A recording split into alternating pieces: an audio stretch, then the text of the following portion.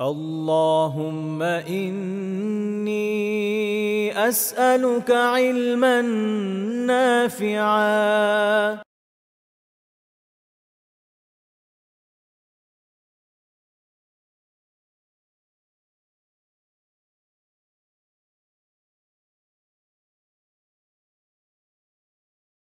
إن الحمد لله نحمده ونستعينه ونصلي على رسوله الكريم وعلى آله وصحبه أجمعين ما بعد আল্লাহ তাআলার অশেষ মেহেরবানিতে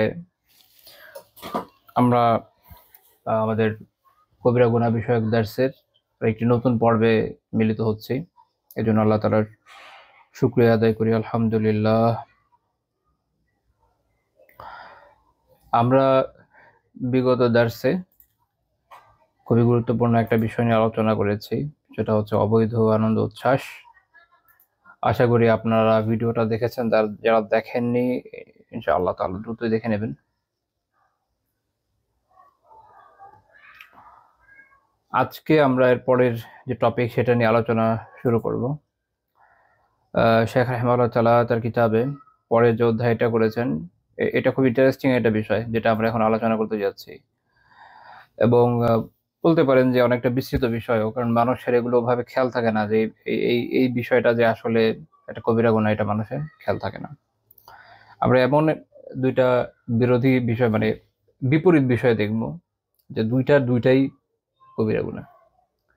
দুইটা বিপরীত বিষয় দেখব যে দুইটাই কবিরা গুনাহ। অর্থাৎ আপনি যদি রাস্তার ডান পারে যান, এটাও গুনাহ, রাস্তার বাম পারে যান, ওটাও গুনাহ। আপনাকে সিরাতুল মুস্তাকিমে থাকতে হবে, সরল পথে সোজা চলতে হবে। দুইটা বিষয় কি উনি বলছেন, বাবু যিকরি ইলিয়াস বিরাহিল্লাহ। এক হচ্ছে আল্লাহ তাআলার রহমত থেকে হতাশ হয়ে যাওয়া, এই বিষয় কোথায়? তাহলে একটা কবিরা গুনাহ উনি উল্লেখ করছেন কি, আল্লাহ তাআলার রহমত থেকে হতাশ হয়ে যাওয়া। এরপরে ওয়াল আমনি মিন মাকরিল্লাহ, আরেকটা হচ্ছে আল্লাহ তাআলার যে কৌশল, সেটা থেকে নিজেকে নিরাপদ মনে করা। মানুষ যখন কোনো কিছু পায় না, হতাশায় ভোগে, তো সে আল্লাহ তাআলার রহমত থেকে যখন নিরাশ হয়ে যায়, এটা কবিরা গুনাহ। বিপরীত দিকে যখন তার অনেক নিয়ামত থাকে, সে খুব আনন্দে সুখে শান্তিতে জীবন যাপন করে, হয়তো আল্লাহ তাআলার মেহেরবানিতে অসুস্থতা অনেক কম বা নাই, খুব ফিট, আল্লাহর মেহেরবানিতে প্রচুর রিজিক আছে, টাকা পয়সা আছে, বাড়ি আছে, গাড়ি আছে, স্ত্রী আছে, সব দিক থেকে পরিপূর্ণ, তখন মানুষ আল্লাহ তাআলার কৌশল সম্পর্কে অসাবধান হয়ে যায় এবং মনে করে যে আল্লাহ তো তাকে ছেড়ে দিয়েছেন। এর ফলে সে আরেকটা কবিরা গুনায় পতিত হয়। তাহলে দুইটা বিপরীত ধর্মী কবিরা গুনাহ, যেটা একটু আগে বলছিলাম যে আপনি যদি এই যে সিরাতুল মুস্তাকিমে সরল পথ, এটা ছেড়ে ডানেও যান, একটা গুনাহ হবে, বামেও যান, একটা গুনাহ হবে। থাকতে হবে একদম মাঝখানে, আল্লাহ তাআলার রহমত এর আশাবাদী হয়ে এবং আল্লাহ তাআলার কৌশল সম্পর্কে সতর্ক, সজাগ, সচেতন থেকে। তাহলে একজন মানুষ সঠিক পথে চলতে পারে। তো এই দুইটা বিষয় যদি মানুষ আসলে মেনটেন করতে পারে তার জীবনে, দেখবেন যে সে আল্লাহ তাআলার মেহেরবানিতে অত্যন্ত চমৎকারভাবে তার জীবনকে অতিবাহিত করতে পারবে। আপনি যদি খেয়াল করে দেখেন, মানুষ যখন বিভিন্ন সমস্যায় পতিত হয়, তখন সে হতাশ হয়ে যায়, কারণ আল্লাহ তাআলার রহমত সম্পর্কে, আল্লাহ তাআলার অনুগ্রহ সম্পর্কে সে কুধারণায় লিপ্ত হয়। আমরা এটা আলোচনা করবো ইনশাআল্লাহ, আজকে আমি গ্রাজুয়ালি এটা আলোচনার সামনে আসবে। আবার যখন তার অনেক সহায় সম্পদ থাকে, সুখ শান্তিতে থাকে, তখন সে আল্লাহ তাআলার ব্যাপারে অধ্যত্বে লিপ্ত হয়ে যায়। এর ফলে সে ধ্বংস হয়ে যায়। মানুষ হয় দারিদ্র অভাবে ধ্বংস হয়ে যায়, কোনো না কোনো ধরনের অভাব হতে পারে, তার সুস্বাস্থ্যের অভাব, হয়তো সে অত্যন্ত অসুস্থ, হতে পারে তার আর্থিক অভাব, হতে পারে তার পরিবার পরিজনের অভাব, বন্ধু বান্ধবের অভাব, কোনো না কোনো ধরনের অভাব, কোনো না কোনো ধরনের দারিদ্র, এবং আত্মিক দারিদ্র। সবচেয়ে বড় দারিদ্র কি? আত্মিক দারিদ্র। এইগুলোর প্রতি যখন মানুষ লিপ্ত হয়, তখন সে আল্লাহ তাআলার রহমত সম্পর্কে হতাশ হয়ে যায়। সে ভাবে যে আমি হয়তো জীবনে এই সমস্যা থেকে উত্তরণ করতে পারবো না, এবং অনেকে অনেক সময় বলেন যে আমি কি এখান থেকে কখনো বের হতে পারবো না, আমি কি সবসময় এটার মধ্যে থাকবো। তো এইভাবে সে হতাশার মধ্যে ভোগে, নিরাশার মধ্যে ভোগে আল্লাহ তাআলার রহমত থেকে। সে আশা রাখতে পারে না যে আল্লাহ তাআলা সক্ষম, যে তিনি আমাকে এই সমস্যাতে উত্তর করবেন, তিনি যে কাদের, তিনি যে এ বিষয়ে অত্যন্ত সক্ষম, এটা মানুষ ভুলে যায়। ফলে সে এক ধরনের কবিরা গুনার মধ্যে পড়ে এবং সে ধ্বংস হয়ে যায়। এই ধরনের বিভিন্ন সমস্যায় পড়ে কেউ হয়তো কুফরিতে লিপ্ত হয়, কেউ শিরকে লিপ্ত হয়, কেউ নাস্তিকতার দিকে চলে যায়, দেখবেন কেউ হয়তো আত্মহত্যা করে বসে। আবার মানুষ যখন বিভিন্ন নেয়ামত পেয়ে অহংকারে ঔদ্ধত্যপূর্ণ আচরণ করা শুরু করে, আল্লাহ তাআলার ক্ষমতাকে অবজ্ঞা করা শুরু করে, আল্লাহ তাআলার থেকে নিজেকে স্বয়ংসম্পূর্ণ মনে করে, নাউযুবিল্লাহ, কখনো হয়তো সচেতনভাবে, কখনো অসচেতনভাবে, তখন সে বিভিন্ন হঠকারিতা সীমা লঙ্ঘনে লিপ্ত হয় মানুষের বিপক্ষে, বা আহ, হয়তো কখনো কখনো দেখবেন পুরো একটা জাতির বিপক্ষে বিপুল পরিমাণ মানুষের উপর সে নির্যাতন, নিপীড়ন এগুলো চালিয়ে বসে। গ্রাজুয়ালি মানে ছোট জালেম থেকে বড় জালেমে পরিণত হয়, ফলে সে নিজেও ধ্বংস হয়, অন্যদেরকে ধ্বংস করে। কাজে এই দুইটা গুনাহ খুব ভয়ানক গুনাহ, খুব ভয়ানক কবিরা গুনাহ, এবং এদের রিলেশন একদম বিপরীত ধর্মী বলতে পারেন। এবং মানুষ এগুলো সম্পর্কে আম, বলতে কি বলা যায় এটাকে, সচেতন নয়, মানুষ অসচেতন, এবং তার খেয়ালই নাই যে আচ্ছা এটা একটা বড় গুনাহ, আল্লাহ তাআলার রহমত থেকে হতাশ হয়ে যাওয়া যে একটা বড় গুনাহ, এটা তার খেয়াল থাকে না। অথচ আল্লাহ তাআলা কোরআনে বলেছেন যে এটা শুধুমাত্র কাফেরদের বৈশিষ্ট্য, যে তারা আল্লাহ তাআলার রহমত থেকে হতাশ হয়। আমরা ইনশাআল্লাহ তাআলা এগুলো আলোচনা সামনে করব। তবে এই আলোচনাটা আমরা যেটা আলোচনা করতে যাচ্ছি আজকে, হয়তো আমরা পুরোটা শেষ করতে পারবো না, আমরা গ্র্যাজুয়ালি আগাবো। যদি উনি একটা অধ্যায় আলোচনা করেছেন মাত্র, জাস্ট 2টা আয়াত বলেছেন, কিন্তু আসলে এটার আলোচনাটা একটু লম্বা হওয়া দরকার, কারণ প্রাসঙ্গিক বিষয় অনেক এর সাথে রয়েছে সম্পৃক্ত, পরিচিতি জানা দরকার। এই বিষয়ে কি কি আয়াত এবং হাদিস এসেছে, সালাফদের কি কল আছে, এটাও জানা দরকার, যেটা আমি বরাবর প্রত্যেকটা দার্সের চেষ্টা করেছি আরো ইনপুট দিতে, এটা ইনশাল্লাহ তাই করবো। তো এই জন্য আমরা প্রথমে যে আলিয়াস বা হতাশায়, নিরাশা, এটা নিয়ে আলোচনা করবো, এবং পরে আল্লাহ তাআলার কৌশল সম্পর্কে যারা নিজেদের নিরাপদ মনে করে তাদের ব্যাপারে আলোচনা করবো। গ্র্যাজুয়ালি আমরা আগাবো ইনশাআল্লাহ তাআলা। আশা করি আপনারা সাথেই থাকবেন। আসলে প্রথমে যেটা নিয়ে আলোচনা করবো সেটা হচ্ছে আল্লাহ তাআলার রহমত সম্পর্কে হতাশা। আলিয়াস, এটার আরেকটা সমার্থক শব্দ আছে আল কুনুত, কফ নুন ওয়াও ত, কুনুত। তো এটার মানে হচ্ছে হতাশা, নিরাশা। আহ, এই ইয়ে দিয়ে কি বুঝাচ্ছে শাব্দিকভাবে, আলিয়াস দিয়ে কি বুঝায়, আরবি ভাষার বিখ্যাত ইমাম ইবনে মনজুর, তারপর ফাইরুজাবাদী রাহিমাহুল্লাহ তাআলা, ওনাদের কিতাব ইবনে মনজুর লিসানুল আরাবে, তারপর ফাইরুজাবাদী ওনার কিতাব আল কামুসুল মুহিত, তারপর হচ্ছে আবু বকর আজদি রাহিমাহুল্লাহ তাআলা ওনার কিতাব জামহারাতুল লুগাহ, এইসব কিতাবে যেসব ব্যাখ্যাগুলো দিয়েছেন তা হচ্ছে এটা যে হতাশা বা ইয়াস হচ্ছে এটা যখন কেউ যেটা হচ্ছে মানুষের যে আকাঙ্ক্ষা, কোনো কিছুর আশা আকাঙ্ক্ষা, রজা, এটার বিপরীত হয়। বা যখন কারো আশা, দীর্ঘ যে আশা থাকে মানুষের জীবন চলে কি দিয়ে, আশা দিয়ে, ওইটা যখন বিচ্ছিন্ন হয়ে যায়, কতল আমাল, মানুষের যে আশা আকাঙ্ক্ষা, এটা যখন বিচ্ছিন্ন হয়ে যায়, ভেঙে যায়, দূর হয়ে যায়, কেটে যায়, তখন এটাকে বলা হচ্ছে যে হতাশা, অর্থাৎ তার কোনো আশা নাই। বিভিন্ন ক্ষেত্রে হতে পারে, দেখা যাচ্ছে হয়তো পড়াশোনা করছে, মনে হচ্ছে আমার কোনো আশা নাই, আমি জীবনে কি করব। হয়তো সুবহানাল্লাহ, হয়তো হতে পারে যে তার অর্থ সম্পদ নাই, মনে হচ্ছে যে আমার এটা না, আমি কি করবো জীবনে, কি করবো, আমার জীবন দিয়ে কি হবে, এই ধরনের চিন্তা ভাবনা মানুষ করে।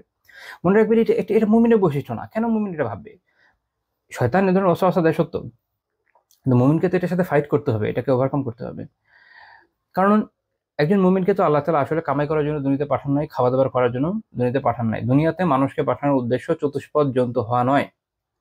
দুনিয়াতে মানুষকে পাঠানোর উদ্দেশ্য চতুষ্পদ জন্তু হওয়া নয়, যে সে শুধু খাবে, পান করবে, স্ত্রী সম্ভোগ করবে, এটার জন্য তাকে পাঠানো হয়নি। দুনিয়াতে মানুষকে পাঠানোর উদ্দেশ্যই হচ্ছে এটা, যে সে সর্বোত্তম আমল কি করতে পারে এটা পরীক্ষা করে দেখা, এবং আখিরাতে কামাই করে দেওয়া। যদি এইটা করতে পারে তো আলহামদুলিল্লাহ, আপনি সঠিক পথে আছেন। হতে পারে দুনিয়ার বিভিন্ন বিষয়ে আপনার অভাব আছে, হতে পারে আপনার অর্থ সম্পদ কম, হতে পারে আপনার শারীরিক বিভিন্ন সমস্যা আছে, হতে পারে পারিবারিক সমস্যা আছে, বিভিন্ন ধরনের সমস্যা, এডুকেশনাল, অন্যান্য বিভিন্ন সমস্যা মানুষের থাকে। কিন্তু মনে রাখবেন যে এই যে এটা যে মানুষের একদম আশার বিপরীত হয়ে যায়, যে আমার জীবনে কোনো আশা নেই, এটা তো মুমিনের কাজ না, এটা মুমিনের চিন্তাই না। কারণ আশা আসলে কি নিয়ে পোষণ করবেন? আশা করবেন মূলত পরকাল নিয়ে। দুনিয়ায় টার্গেট রাখেন যে আমার এটা অর্জন করার দরকার, কোনো সমস্যা নেই, এগিয়ে যান। কিন্তু মনে রাখবেন ওখানে যদি ব্যর্থতাও আসে, এটা আলটিমেট ব্যর্থতা না। আলটিমেট ব্যর্থতা হচ্ছে আখিরাতের ব্যর্থতা। একজন মানুষ দুনিয়াতে বিলিয়ন ডলার কামাই ফেলতে পারে, বিপুল অর্থ সম্পদ থাকতে পারে, বিশাল বড় ম্যানশন থাকতে পারে, ঠিক আছে, সবই ঠিক আছে, কিন্তু তার যদি ঈমান না থাকে, সে যদি ঈমানের উপর না থাকে, তাহলে কি হয়ে যাবে? তার তো পরকাল ধ্বংস হয়ে গেল, তাহলে এটা তার সাফল্যের মধ্যে পড়ছে না। ওকে, আমরা পরবর্তী পর্যায়ে যাই ইনশাল্লাহ আলোচনায়। তো তাহলে এটা মুমিনের বৈশিষ্ট্য না, যেমনটা আমি বললাম যে মুমিন, হ্যাঁ ওটা দেখছি আমি, ঠিক আছে, যেটা আমি বলছিলাম যে মুমিনের এটা বৈশিষ্ট্য না যে সে হতাশ হয়ে যাবে। মুমিনের হতাশ হওয়া মুমিনের বৈশিষ্ট্য না। মুমিনের কাজ হচ্ছে সে আল্লাহর উপর ভরসা করে এগিয়ে যাবে। জীবনের পদে পদে বিভিন্ন পরীক্ষা তো আসবে, এটার জন্য তো ক্রিয়েট করা, এটা এই পরীক্ষা তো আমাদের হবে, এই পরীক্ষাগুলো পার করে তো আমাদের আগাইতে হবে, এটা তো মুমিনের বৈশিষ্ট্য। সে কেন হতাশ হবে? তো তার টার্গেট হচ্ছে এটা দেখা যে আমি কি দিনের কাজগুলো ঠিকমতো করতে পারছি কিনা, আলহামদুলিল্লাহ। এখন এটার সাথে প্রাসঙ্গিক বিষয়গুলোকে আমরা এগিয়ে নিয়ে যাবো, দুনিয়ার বিভিন্ন বিষয়, রাইট? আমার উপার্জন দরকার, আমার এই দরকার ওই দরকার, আলহামদুলিল্লাহ আপনার কাজ আমি এগিয়ে নিয়ে যাবো। কিন্তু হতাশ মারার কখন হয়? যে তার আলটিমেট যে লক্ষ্যটা পায় না, তখন আমরা এটা আলোচনার সামনে যাবো ইনশাল্লাহ। দেখেন, কাফের মুশরিকদের আলটিমেট টার্গেট হচ্ছে এই দুনিয়া, তার তো আর আখিরাত বলে কিছু চিন্তা ভাবনা নাই, আছে? অ্যাকচুয়ালি নাই। তো সে দুনিয়াতে এই জন্য চেষ্টা করে যে এটা পেতে।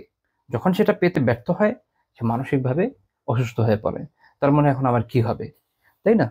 যেমন দেখবেন যাদের এই এই বিষয়ে চিন্তা ভাবনা নেই, আখিরাত নিয়ে চিন্তা ভাবনা নাই, আল্লাহ মাফ করেন, তো তাদের ক্ষেত্রে যেটা হয় যে দুনিয়াতে কোনো একটা কিছু হারায় ফেললো, তখন সে ভেঙে পড়ে।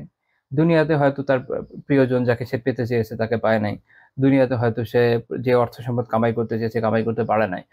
ইভেন মানুষ, আপনারা জানেন যে এমনও হয় আমাদের দেশে, আমরা দেখি যে হয়তো একটা বাইক কিনতে চেয়েছে, কিনতে পারে নাই, এই বাসায় কারো দেয় নাই টাকা, এই জন্য আত্মহত্যা করে বসে আছে। কেন? কারণ তার আখিরাতে চিন্তা নাই, তার আলটিমেট লক্ষ্য এইটুকুই, দুনিয়ার কিছু ফান পায় নাই, হতাশা নিরাশে পড়ে গেছে। কাজে এইটা মুমিনের বৈশিষ্ট্য না, তাই না? এটা হচ্ছে মূল কথা যেটা বলছিলাম।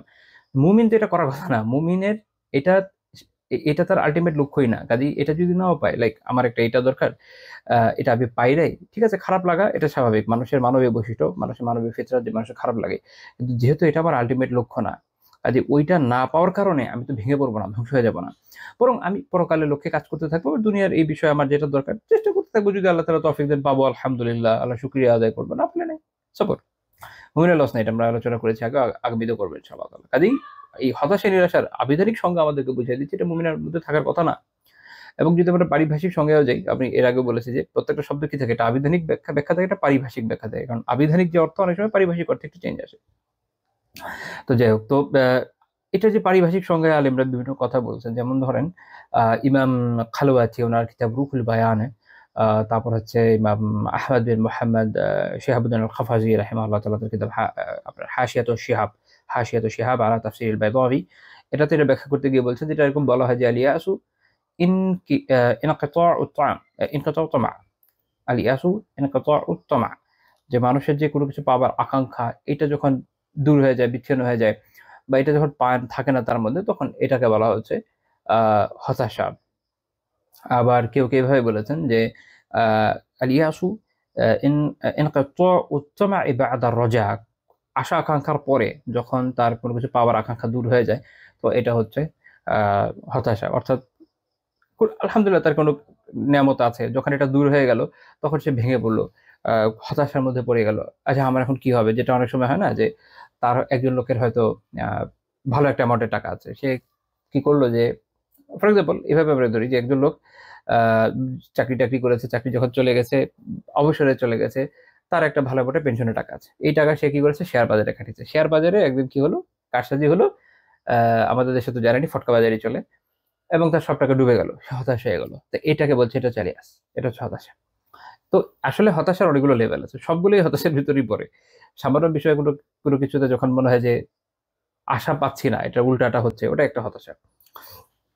একজন স্টুডেন্ট, সে হয়তো তার অত ভালো প্রিপারেশন নাই, সে চিন্তা করছে পরীক্ষা পাস করি কি করি না, এটা হতাশা।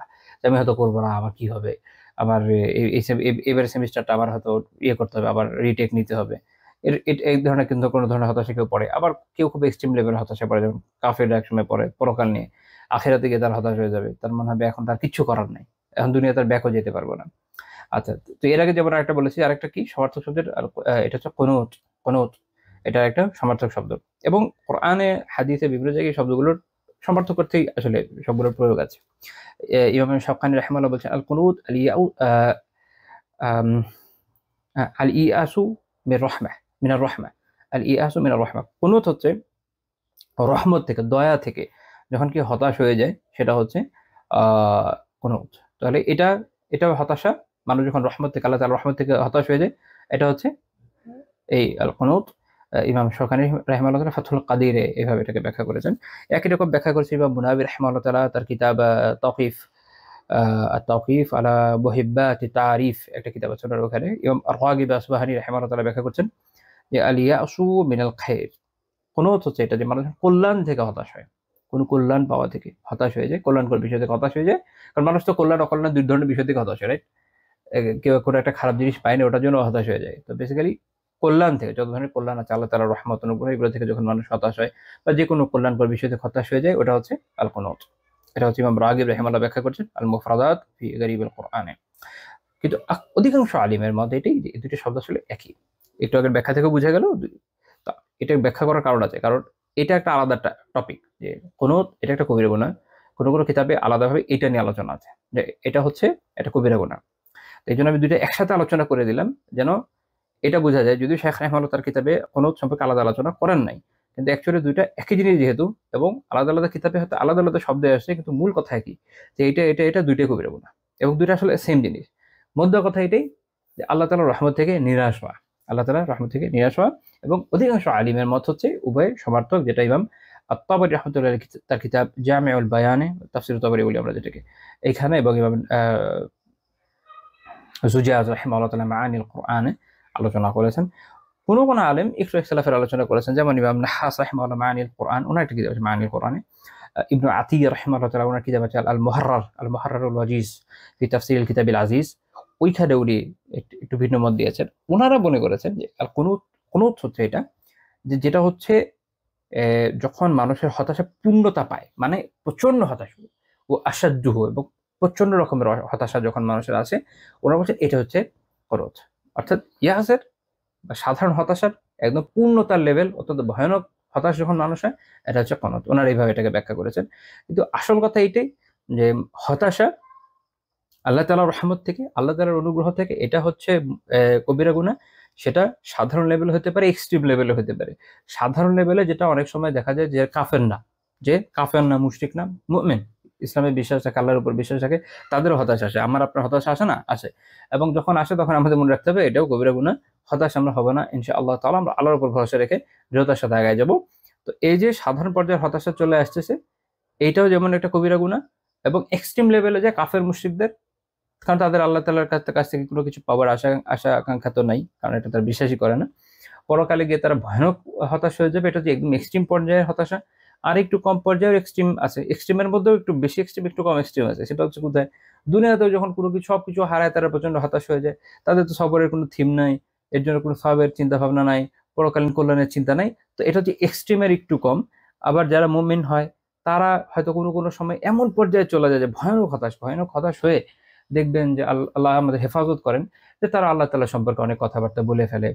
হয়তো এমনও মানুষের খুঁজলে আমি চাই না কারো চোখের সামনে পড়ুক, এরকম আছে আমরা জানি, যে যাদের আল্লাহ তাআলা কিছু হলেও ইলম দিয়েছেন, কিছু হয়তো পড়াশোনা করেছে, কিন্তু যখন জীবনের বিভিন্ন ডিপ্রেশন গুলো সামনে চলে আসে, তো তারা কি হয়ে যায় দেখবেন, হতাশ হয়ে যায় দিন সম্পর্কে। এবং এই একটা কথা বলি, আল্লাহ মাফ করেন, হেফাজত করেন আমাদের সবাইকে এই ধরনের সমস্যা থেকে। আমি দেখেন, ইমানের পরীক্ষা না সবার হয়, আমরা এটা নিয়ে আলোচনা করেছি আগে, তাই না? যে ইমান, মানুষের যে ইমান স্তর, এই অনুযায়ী বিভিন্ন পরীক্ষা হয়। তো বান্দা অনেক সময় কি করে, নিজের স্তরটা আসলে সে মিসরিড করে, এবং তার মনে হয় যে না, আমার এই পরীক্ষা আমি আসলে দিতে পারছি না, আল্লাহ আমাদের প্রতি রহম করেন, আমাদের হেফাজত করেন বড় বড় পরীক্ষা থেকে। এবং যে পরীক্ষা আমাদের উপর যাচ্ছে, এগুলোতে আল্লাহ তাআলা আমাদের সবরে জামিলের তৌফিক দেন, আমাদেরকে এর জন্য উত্তম প্রতিদান দেন, আমিন। কিন্তু যাদের উপর দিয়ে যায়, অনেকে এরকম হয় কি যে তারা না তাদের ইসলামকে প্রশ্ন করা শুরু করে, নিজেকে প্রশ্ন করার জায়গায়। প্রশ্ন করা দরকার ছিল কাকে? নিজেকে। ইসলাম তো আলহামদুলিল্লাহ পারফেক্ট। আমাদের থেকে অনেক ভয়ানক পরীক্ষা যাদের উপর গেছে, আল্লাহ তাআলার মেহেরবানিতে তারাও দিনের উপর আছে বা ছিলেন। আপনারা জানেন যে সাহাবীদের উপর কি পরীক্ষা গেছে, খোদ রাসূলুল্লাহ সাল্লাল্লাহু আলাইহি ওয়াসাল্লামের উপর কি পরীক্ষা গিয়েছে, তাবি ওনাদের উপর যে পরীক্ষাগুলো বিভিন্ন লেভেলে গিয়েছে, জিহাদের ময়দানে গিয়েছে, কুফারদের কাছে বন্দী হয়ে গিয়েছে। পরবর্তী সময়ে মুসলিম উম্মার উপর দিয়ে অনেক পরীক্ষা গেছে, আপনারা জানেন। আমরা একসময় কলোনিয়াল পাওয়ার গুলোর সাথে লড়েছি, ক্রুসেডারদের সাথে লড়েছি। আল্লাহু আকবার, কি ভয়ানক পরীক্ষা গেছে, তাই না? এমনকি যেসব অঞ্চল দীর্ঘ সময় মুসলিম প্রধান, এইসব জায়গাতে একসময় যেমন রাফিজিদের খুব এক্সট্রিম দল, ওবায়দিয়া, যারা নিজেরা ফাতিমি বলতো, এই বাতিনি শিয়া যারা, এরা উত্তর আফ্রিকা দীর্ঘ সময় শাসন করেছে, এবং এত এক্সট্রিম পরীক্ষা ছিল সেটা। তারা আহলুস সুন্নাহ জামাতের উলামাকে কোনোভাবে তাদের দিন চর্চা করতে দিত না। কেউ করতে গেলে ভয়ানক কষ্ট দিয়ে হত্যা করতো। এমন বর্ণনা আছে যে কোনো আলিমকে হয়তো তার গায়ের চামড়া, ওদের এক্সপার্ট ছিল যে জীবন্ত মানুষের গা থেকে চামড়া ছাড়িয়ে ফেলতো। তো এইভাবে চামড়া ছাড়িয়ে ফেলছে। আল্লাহ তাদের প্রতি রহম করেন, যাদের ইমানের কারণে যারা এই পরীক্ষার উপর দিয়ে গেছেন, তাদেরকে জান্নাতে সর্বোচ্চ মাকাম দান করেন। আমি তো বিভিন্ন আলিমের এরকম জীবনে ওই সময় আমি পড়তে গিয়ে পেয়েছি যে কারো কারো এরকম হয়েছে যে ইলম অর্জনের জন্য যে কারো কাছে যাবে, এটা খুব টাফ ছিল আহলে সুন্নাহ জামাতের কারো কাছে যাওয়া। তো ওই সময় মানুষ যে জুব্বা পরতো, আমরা আমরা যে জুব্বাগুলো পরি, এটা একটা বিষয় মনে রাখেন যে এগুলো 100 বছর আগের ছবি দেখলেও দেখবেন আমাদের এটা পুরোপুরি মিলে না। তুলনামূলক আগে যান, আমি প্রায় 1400-1500 শতকের যেগুলো দেখেছি ওগুলো দেখতে অনেকটা আমাদের এখনকার কি বলবো, এটা এখন তো কাপড়ের সাথে একটু মিলানো টাফ, আমাদের এই অঞ্চলে এরকম হয় না। নিচে এক ধরনের, মানে এটা ভারতের এক ধরনের কাপড় আছে, আমার মনে হয় মেয়েরা পরে যে ঘাগরা বলে, এটা এরকম চারপাশে দিয়ে মানে এরকম যে প্রশস্ত, এরকম টাইপের আপনারা কাপড় দেখবেন যে এক সময় মানুষ পরতো। মানে যুবা বলতে যেগুলো আগের কিছু রেলিক্স আমাদের কাছে আছে, ওই এগুলো যুগে যুগে চেঞ্জ হয়েছে। কারণ আমাদের এখনকার যে কাপড়, নিশ্চয়ই এটা দিয়ে এক লাফে আপনি উঠতে দূরে কথা গাধার পিঠে উঠতে পারবেন, এগুলো এতটা এটা তো ওনারা এটা পরে দেখবেন যে ঘোড়ায় উঠে যাচ্ছে, উঠে উঠছে, যুদ্ধে চলে যাচ্ছে। এর কারণ হচ্ছে এটা কাপড়গুলো এরকম মানে ফ্লেক্সিবল। আচ্ছা, যাই হোক, এটা অন্য প্রসঙ্গে আলোচনা করছিলাম। এবং অঞ্চল ভেদে ভিন্ন ভিন্ন হতো। আমি এটা বোঝানোর জন্য বলছি যে ওখানে কাপড়ের ডিজাইনটা একটু ডিফারেন্ট ছিল। ওনাদের ছিল মানে জুব্বার এটা হাতা এরকম এরকম এত বড় হতো, যেটার ভিতরে আপনি গোটায় পার্চমেন্ট, যে আমরা বই যেগুলো হাতে লেখা, এগুলো এখানে গোটায় উপর দিয়ে হাতা আটকে ওনারা যেতে পারতেন। এইভাবে এইভাবে যাইতেন হচ্ছে ইলম অর্জনের জন্য। ইস্কান্দারি একজন আলিমের জীবন পড়েছিলাম, মানে আলেকজান্দ্রিয়ার। তো এভাবে ওনারা গিয়েছেন এবং উনি বর্ণনা করেছেন যে ঘামে ওটার পৃষ্ঠার রং চেঞ্জ হয়ে যেত। ভিতরে এইভাবে নিয়ে যেতেন, বুকের সাথে বেঁধে উপর দিয়ে কাপড় পরে টরে যেতেন যাতে টের না পায়। আপনারা জানেন যে খুব নিকট সময় সোভিয়েত রাশিয়াতে এই অবস্থা ছিল, মুসলিমদের দিন চর্চা একদমই নিষিদ্ধ ছিল। কেউ কোরআন পড়ছে এটা জানলেও তাকে ভয়ানক পারসিকিউশনের ভিতর দিয়ে যেতে হতো।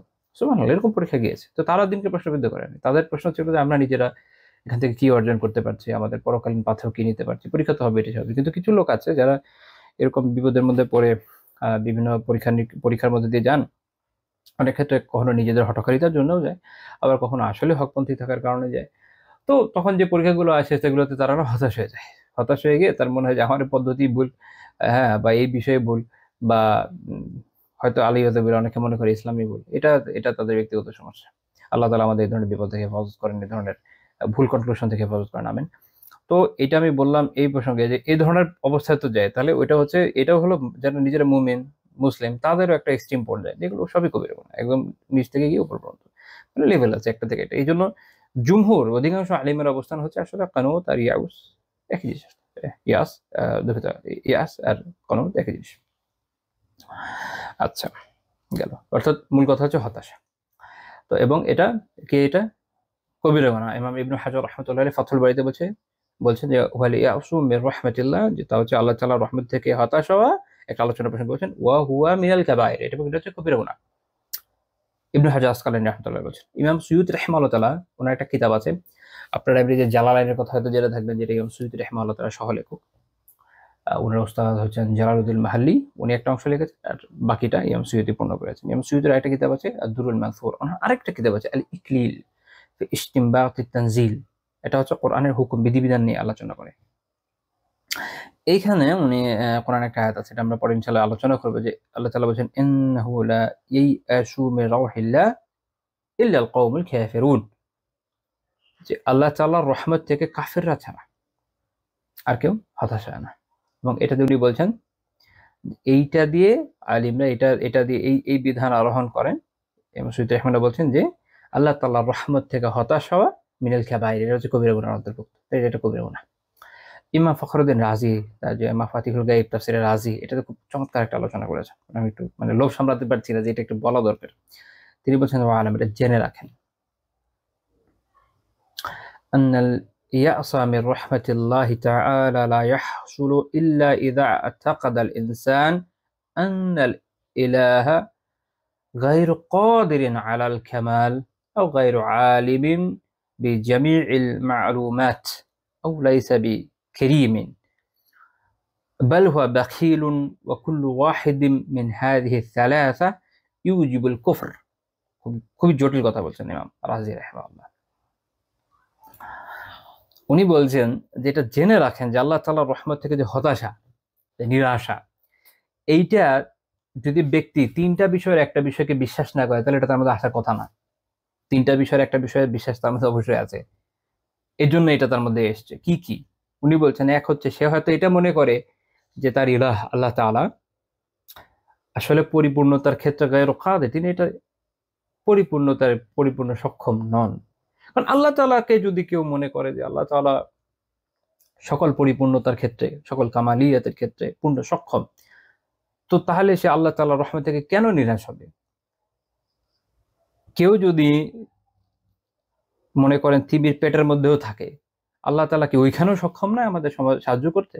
অবশ্যই সক্ষম, কেন না? তিনি ইউনূস আলাইহিস সালামকে রক্ষা করেছেন না মাছের পেট থেকে? আল্লাহ তাআলা, কেউ যদি মনে করে যে অন্তরিক্ষে আল্লাহ তাআলা আমাদের সাহায্য করতে সক্ষম নন, তা কি সত্য? তাও মিথ্যা কথা। ঈসা আলাইহিস সালামকে আল্লাহ তাআলা কত উপরে নিয়ে গেছেন, এমনকি আমাদের অন্তরিক্ষে পার হয়ে আরো পরে, তাই না? প্রথম আসমান যদি এটাকে ধরি, তার থেকে অনেক উপরে। আল্লাহ তাআলা কুল কায়নাত সৃষ্টি করেছেন, চালাচ্ছেন, তিনি কাদের, সম্পূর্ণ সক্ষম। তো তিনি যদি সাহায্য করতে চান, কে আটকাতে পারে? তো তা এরকম মহান সত্তাকে যেহেতু আমরা মাহবুদ হিসাবে, উপাস্য হিসাবে তার ইবাদত করে থাকি, তার থেকে সাহায্য চেয়ে থাকি, তাহলে আমরা কেন হতাশ হবো? আমি যে কোনো জায়গায় যে কোনো অবস্থায় থাকে না কেন, একমাত্র তিনি সাহায্যকারী, তিনি সাহায্য করতে সক্ষম। তাহলে সে আল্লাহর রহমত থেকে হতাশ হবে না।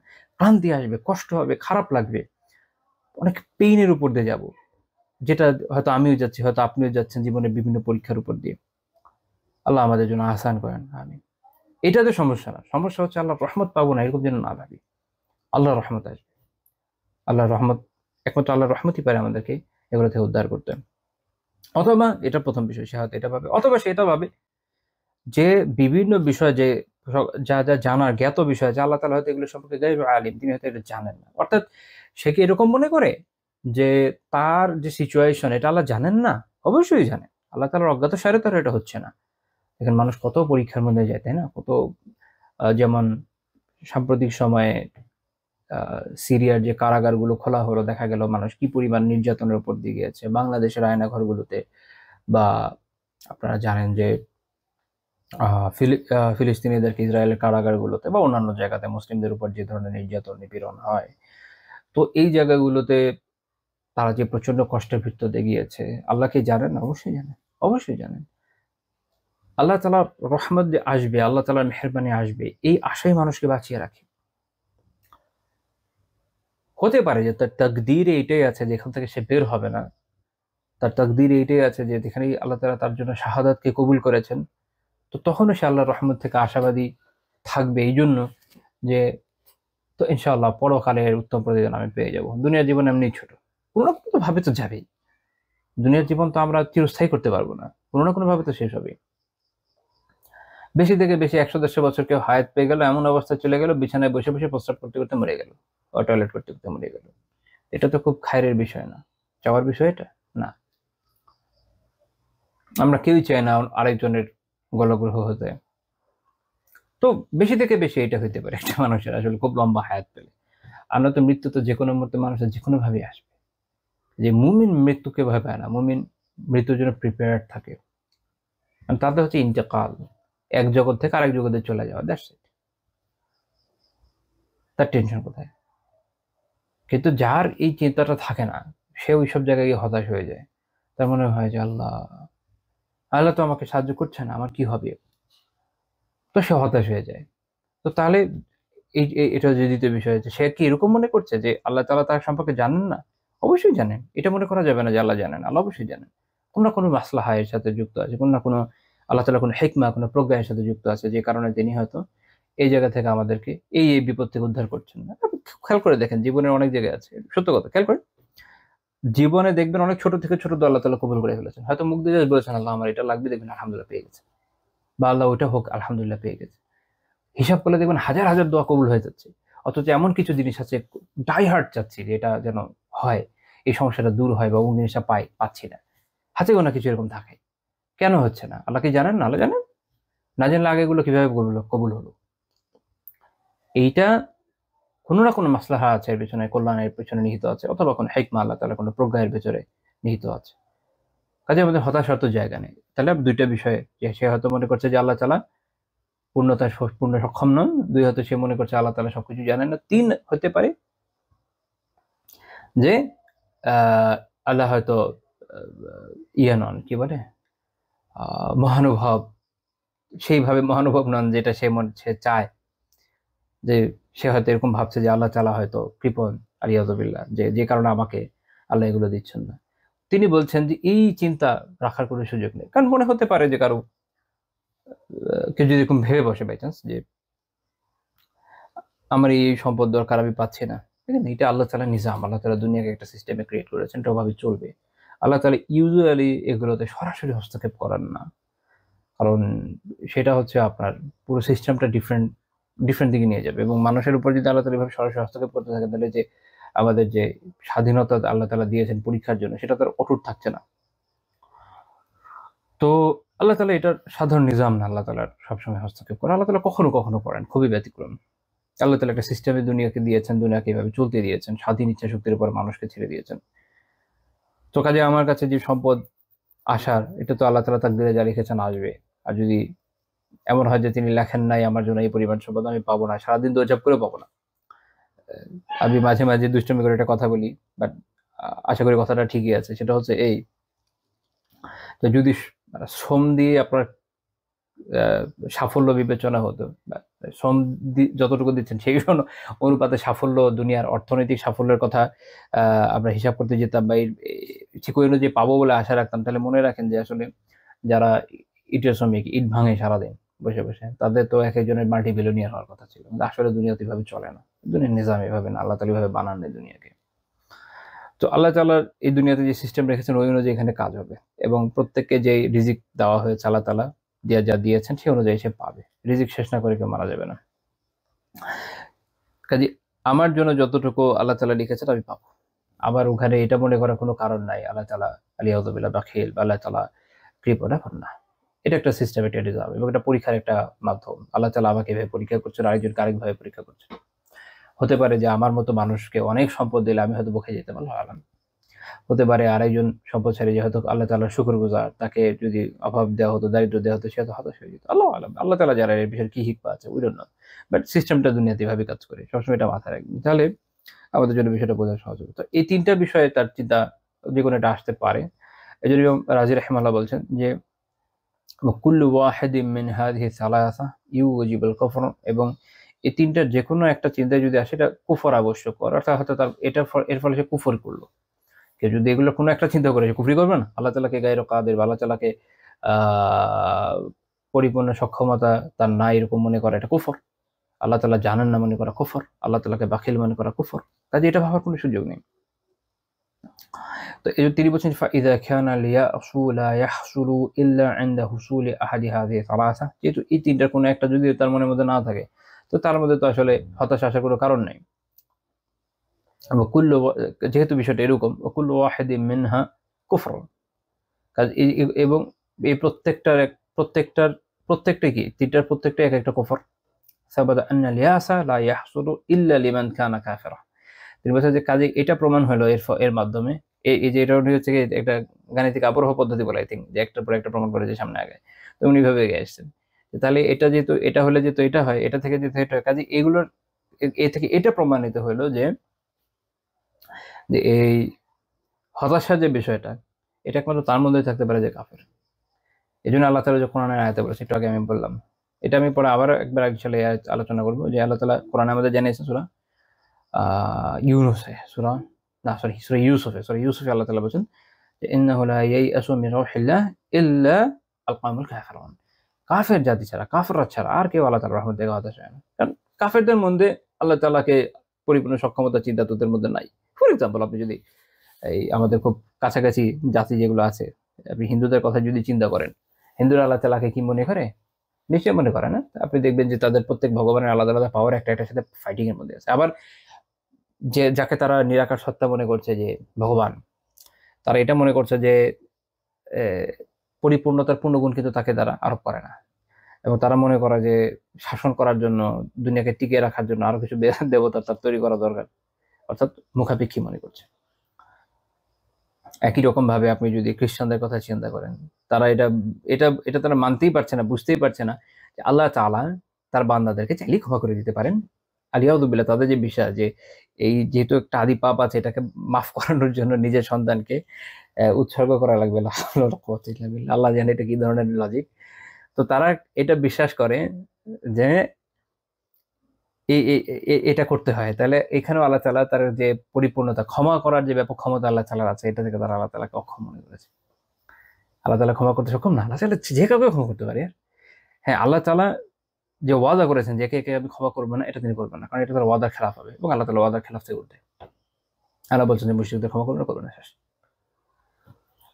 তো কাজেই এইগুলো যে কোনো চিন্তা একমাত্র কাদের মনে আসতে পারে? কাফেরদের মনে আসতে পারে। এটা মুমিনদের মনে কেন আসবে? তো এটা ইমাম রাজি রাহিমাহুল্লাহ এটা ব্যাখ্যা করছে। এটা আমাদের বোঝা দরকার যে আমরা যেন এই ধরনের বিষয় থেকে এই জন্য বেঁচে থাকি, এই চিন্তাগুলো মাথায় রাখেন। আমরা হতাশ হব না। হতাশ কেন? আল্লাহ তাআলা, আমরা আল্লাহ তাআলাকে রব হিসেবে পেয়েছি, আলহামদুলিল্লাহ। আমরা রাসূলুল্লাহ সাল্লাল্লাহু আলাইহি ওয়াসাল্লামকে রাসূল হিসেবে পেয়েছি, আলহামদুলিল্লাহ।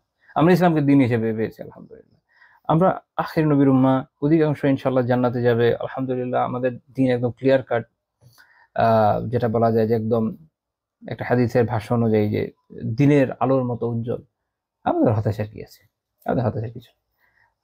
আমরা প্রকৃত দিন নিয়ে এটা যে কি, এটা খোঁজার জন্য আমাদের ওই যে আহ, বনে বাজারে জঙ্গলে ঘুরে বেড়াতে হচ্ছে না, আলহামদুলিল্লাহ। আল্লাহ তাআলার শুকরিয়া। আপনি আল্লাহ তাআলার নিয়ামত গুনতে থাকলে টায়ার্ড হয়ে যাবেন, নিয়ামত গুলো শেষ করতে পারবেন। খালি ইসলামের নিয়ামত নিয়ে চিন্তা করেন, তাহলে বুঝতে পারবেন আল্লাহ তাআলা আমাদেরকে দিন দিয়েছে, আলহামদুলিল্লাহ। পরিপূর্ণতা। আমাদেরকে সালমান ফার্সি রাদিয়াল্লাহু তাআলা আনহুর মতো পারস্য থেকে সফর করে এই ইরাক, ইরাক থেকে শাম, শাম থেকে ইরাক, ইরাক থেকে এই আপনার মদিনা, এভাবে সফর করতে হয় নাই। 50, 60, 70 বছর দৌড়ঝাঁপ করতে হয় নাই যে সঠিক দিন কি এটা জানার দরকার। আলহামদুলিল্লাহ, পরিপূর্ণ দিন আমাদের হাতে এসে গেছে, আল্লাহ তাআলার শুকরিয়া। আল্লাহ তাআলার নিয়ামত গুণে শেষ করা যাবে না। আমরা কেন হতাশ হব? আল্লাহ আমাদের হতাশা থেকে হেফাজত করেন। তো আল্লাহ তাআলা কোরআনের বিভিন্ন আয়াতে এই বিষয়ে আলোচনা করেছেন। আমরা কয়েকটা আয়াত আজকে আলোচনা করে আলোচনা সমাপ্ত করবো ইনশাআল্লাহ তাআলা। যেমন সূরা হুদে 9 নম্বর আয়াত যদি দেখেন, আল্লাহ তাআলা কি বলছেন? ওয়ালা ইন আযাকনাল ইনসানা মিন্না রাহমাহ। আল্লাহ তাআলা বলছেন, যদি আমি মানুষকে আমার পক্ষ থেকে রহমতের স্বাদ আস্বাদন করাই। রাহমাহ, ইনসান দিয়ে উদ্দেশ্য অনেক মুফাসসির বলছেন কাফের মুশরিকরা, সত্য। বাট এখানে আল ইনসান যেহেতু বলা হয়েছে, এটা আসলে ব্যাপক। যদি মুকাত্তিল বিন সুলাইমান রাহিমাহুল্লাহ বলছেন ইয়ানি আতাইনাল ইনসান, অর্থাৎ মানুষকে যখন দিই, ব্যাপক অর্থে ইনসান। তো একটু কাফের, আমি যে এর আগে ব্যাখ্যা করেছি এই জন্য, শাব্দিক ব্যাখ্যাগুলো কেন বোঝা লাগে, তাতে আমরা এটা বুঝতে পারলাম যে এই যে এই আয়াতের যে বিজদাক বা আয়াতের যে উদ্দেশ্য, শুধুমাত্র কাফের মুশরিক না, কাফের মুশরিকরাও উদ্দেশ্য, এবং সাধারণ মানুষ হিসাবে মুসলিমদের মধ্যে যাদের মধ্যে এই বৈশিষ্ট্যটা আছে, এই ধরনের অকৃতজ্ঞতার বৈশিষ্ট্য, আল্লাহ মাফ করেন, আমাদের হেফাজত করেন এই ধরনের থেকে, গুণ থেকে, এই ধরনের ত্রুটি থেকে, আমিন। তাদের মধ্যেও এটা যে আরোপিত হয় বা তারাও যে এটা আসলে শিকার হয়ে যায়, এটা আমরা এখান থেকে এখন বুঝতে পারবো। এই জন্য মুকাত্তিল রাহিমাহুল্লাহ বলছেন কি, অর্থাৎ ইনসান, উনি ইনসান হিসেবে ব্যাখ্যা করেছেন, আলাদাভাবে কাফের মুশরিক বলেন না। আবার অনেক আলিম করেছেন, দুটোই ঠিক আছে, কোনোটাই ভুল নেই। আল্লাহ তাআলা বলছেন কি দিচ্ছেন তাদেরকে? মিনার রাহমাহ। আল্লাহ বলছেন যে যখন মানুষকে আমি আমার পক্ষ থেকে রহমত দিই। মুকাত্তিল রাহিমাহুল্লাহ বলছেন ইয়ানি নি'মা, অর্থাৎ যখন নিয়ামত দিই। নিয়ামত অনেক রকম হতে পারে। এই জন্য উনি বলছেন যে যেমন হতে পারে যে উনি বলছেন যে আতাইনাল ইনসান খায়রা ওয়া আফিয়া। যখন আল্লাহ তাআলা বলছেন যে, মানে এটার ব্যাখ্যা অনেকটা এমন যেন আল্লাহ তাআলা বলছেন যে আমি যখন মানুষকে কল্যাণ দেই, সুস্থতা দেই, অর্থাৎ অর্থ, সম্পদ, সুস্থতা, যা যা নিয়ামত হতে পারে। নিয়ামত বলতে আপনি যা বুঝেন সব। ইলম, ইভেন ইলম একটা অনেক বড় নিয়ামত, অনেক বড় নিয়ামত। এগুলো সব যখন আল্লাহ তাআলা বলছেন যে আমি যখন মানুষকে দিই, এগুলো স্বাদ যখন তাকে চাখাই, আযাকনা, যখন তাদেরকে এটা স্বাদটা চাখাই, নেয়ামত পেয়েছেন। কিছু কিছু কাঁচা টাকার গন্ধ পেলে মানুষের লালা পড়ে যায়, লা হাওলা ওয়ালা কুওয়াতা ইল্লা বিল্লাহ। মানুষ বলে যে আমরা বড় চেঞ্জ আনবো। যখন তাকওয়া নাই, পরকালের চিন্তা নাই, আল্লাহ ভীতি নাই, ইসলাম অনুসরণের চিন্তা ভাবনা নাই, তখন মানুষ টাকার স্বাদ পেয়ে পাগল হয়ে যায়। জ্ঞান থাকলেও পাগল হয়, অজ্ঞ হলে আরো বড় পাগল হয়, সেটা তো আপনারা দেখতেই পাচ্ছেন। আচ্ছা, তখন সে এই অসুস্থ প্রতিযোগিতার পিছনে পড়ে যায়। আল্লাহ তাআলা বলছেন সুম্মা নাযা'নাহা মিন, এরপর যখন আমি এই যে স্বাদ তো চেখে ফেলেছে, টাকার হতে পারে, সুস্বাস্থ্যের হতে পারে, এনিথিং, আল্লাহ বলছেন যে যখন এরপর তার থেকে তাকে আমি কেড়ে নিই, আল্লাহ তো কেড়ে নেন অনেক সময় পরীক্ষার জন্য, তখন কি করে? ইন্নাহু লায়াউসুন কাফুর, তখন সে কি হয়ে যায়? ইয়াউস হয়, এখানে দুইটা শব্দ প্রয়োগ করেছেন, এগুলো সবই দুইটা মুবালাগা সিগা। মুবালাগা মানে আধিক্য বোঝায়। আরবিতে কিছু শব্দ আছে যেগুলো আধিক্য বোঝায়। আপনি যদি সাধারণ অনুবাদ পড়েন অনেক সময় বুঝতে পারবেন না, এই জন্য কোরআন বোঝার জন্য আরবি খুব জরুরি। যখন অনুবাদ পড়বেন লিখবে যে সে হয়ে পড়বে নিরাশ, অকৃতজ্ঞ, এরকম কিছু, এটা অ্যাকুরেট না আর কি। কারণ বাংলাতে এই জিনিস নাই। কিছু কিছু এমন অনেক বিষয় আছে আরবি ভাষায়, আরবি গ্রামারে, যেটা বাংলাতে আসলে নাই। তো ওটাও যেহেতু বাংলা ভাষার সাথে রিলেট করা যায় না, এই জন্য অনুবাদে তো সম্ভব না এত বড় ব্যাখ্যা কেউ লিখবে, শুধু অর্থটা লিখে দেয় আছে। তো আল্লাহ তালা বলছেন যে যখন তার থেকে নিয়ামতটা আল্লাহ তালা কেড়ে নেন তখন সে কি হয়ে যায়? এক হচ্ছে সে ইয়াউস হয়। ইয়াউস মানে অত্যন্ত নিরাশ, হালকা পাতলা নিরাশ না, অত্যন্ত নিরাশ। দেখেন, অনেক সম্পদ আছে, সুস্বাস্থ্য আছে, হঠাৎ অসুস্থ হয়ে গেল, আপনি দেখবেন কি পরিমাণ হতাশ হয়ে যায় মানুষ, কি পরিমাণ যে হতাশ হয়ে যায়। হতাশ হয়ে সে কি হয় জানেন? কাফুর হয়। কাফুর এটাও মুবালাগা, এটাও আধিক্য বোঝায়, ফাউল ওজনে, অত্যন্ত কৃতজ্ঞ হয়ে যায়।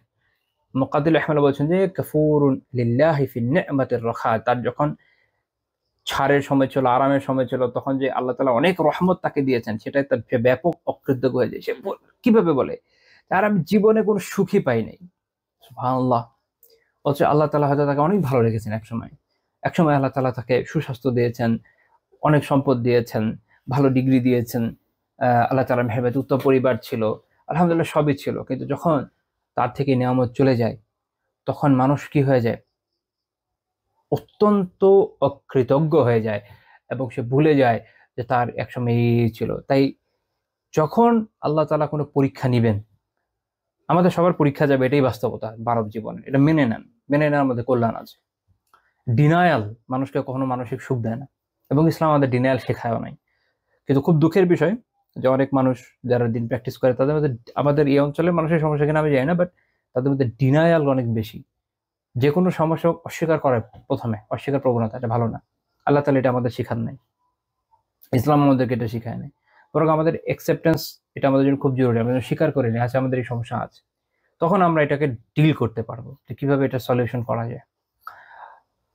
তো যখনই কোনো পরীক্ষা হবে, পরীক্ষা তো হয় নিয়ামত কোনোভাবে যাওয়ার মাধ্যমে, তখন মাঝে মাঝে কি করবেন জানেন? নিজের না অতীতের যে নিয়ামতগুলো আল্লাহ তাআলা দিয়েছেন এগুলো হিসাব করবেন বসে বসে। আল্লাহ তাআলা আমাকে এটা দিয়েছেন, এটা দিয়েছিলেন, এটা দিয়েছিলেন, আলহামদুলিল্লাহ। হয়তো একসময় আল্লাহ তাআলা আপনাকে অনেক ভালো উপার্জন দিচ্ছেন। ফর এক্সাম্পল, আপনার হয়তো বছরে, দুঃখিত, মাসেই ধরেন আপনার লাখ টাকা ইনকাম ছিল, তারপর আপনি এমন অভাবে পড়লে আপনার চাকরি নেই। ভেঙে পড়বেন না। আল্লাহ তাআলা আপনাকে একসময় 1 লাখ টাকার বেতন দিয়েছেন, তার জন্য এটা অসম্ভব না যে তিনি আগামীতেও দেবেন, বরং আরো ভালোই দেবেন। হতাশ হয়ে যাবেন না। তখন মানুষ এই পরীক্ষায় কি হয় যে আয়াত অনুযায়ী উসুন কাফুর, অত্যন্ত নিরাশ এবং অত্যন্ত কৃতজ্ঞ হয়ে যায়।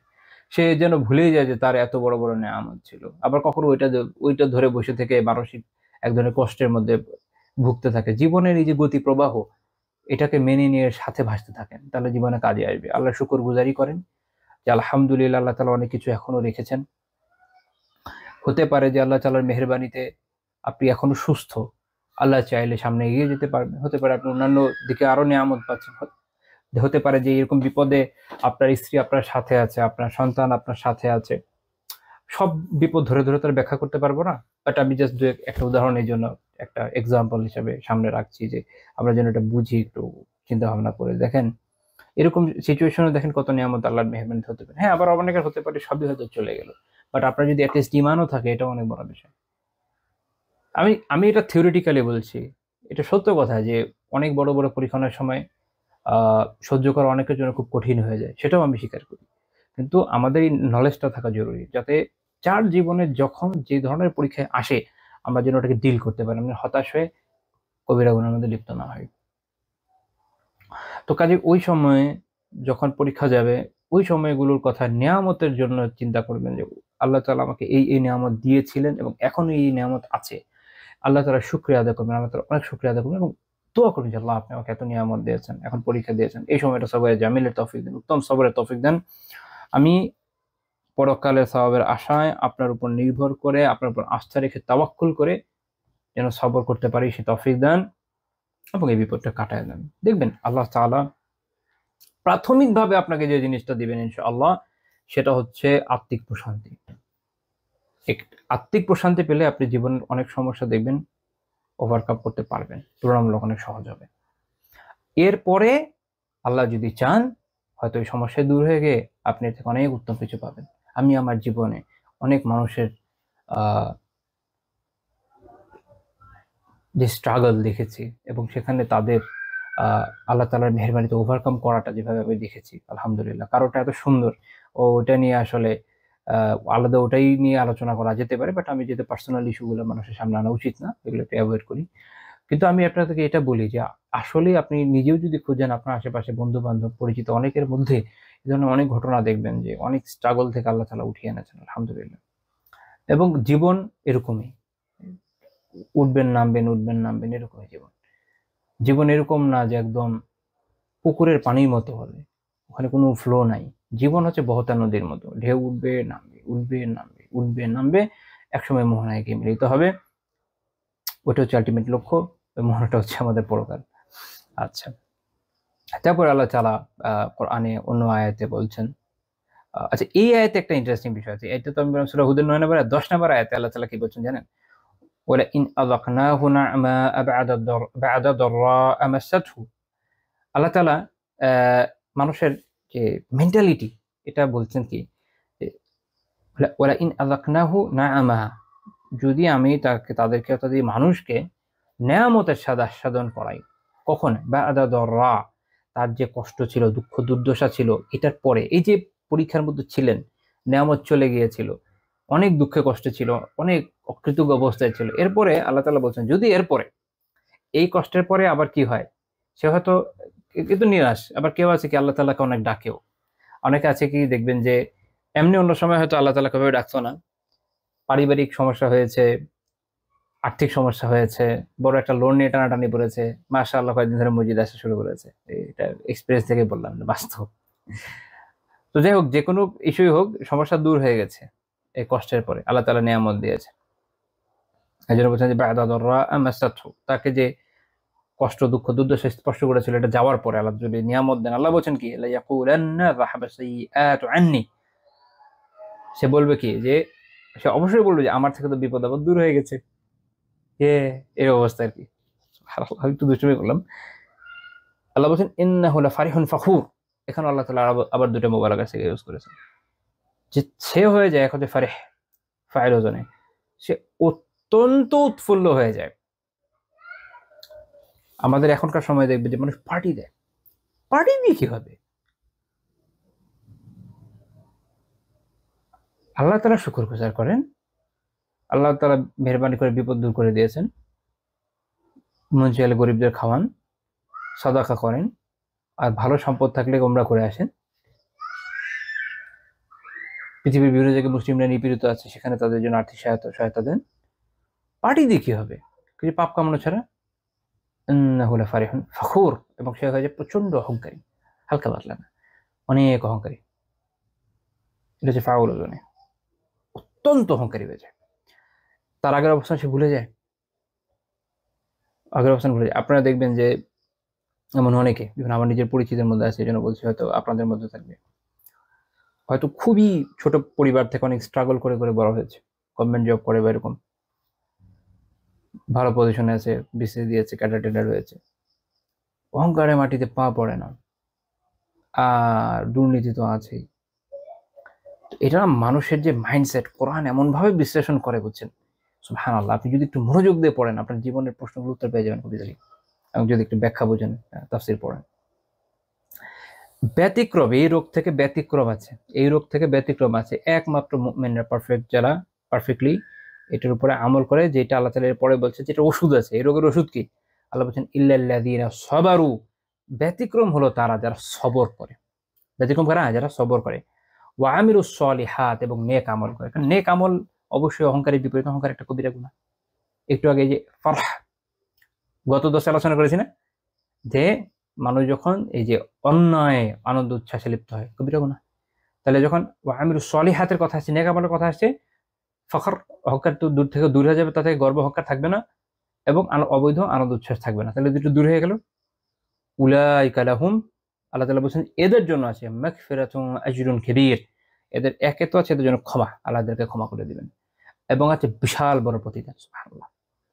তাহলে বাঁচার উপায় হলো সবর, নেক আমল। এই রোগ থেকে বাঁচার উপায় আল্লাহ তাআলা এটা আমাদের জানিয়ে দিয়েছে। এবং মুমিনের বিষয়টা আসলে কি আপনাদের খেয়াল আছে, আমি এর আগে বলেছি, সহিহ মুসলিমের হাদিস আছে যে রাসূলুল্লাহ সাল্লাল্লাহু আলাইহি ওয়াসাল্লাম বলেছেন,